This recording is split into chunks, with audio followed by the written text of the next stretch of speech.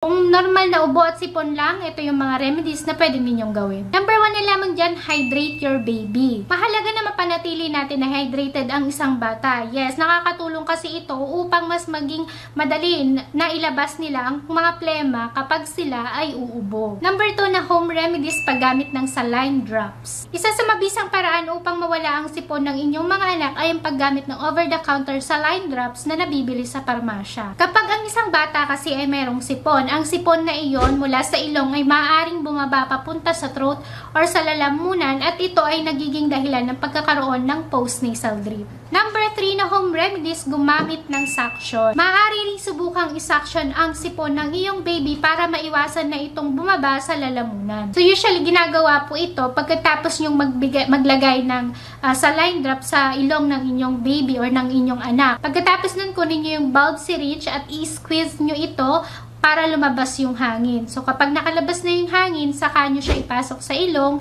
ng iyong anak at saka i-release, no? Yung pagkaka-squeeze para i-suction niya yung sipon. Number 4, paggamit ng humidifier. Yes, nakakatulong ang paggamit ng humidifier lalo na sa loob ng bahay or kwarto kung saan natutulog ang inyong mga anak.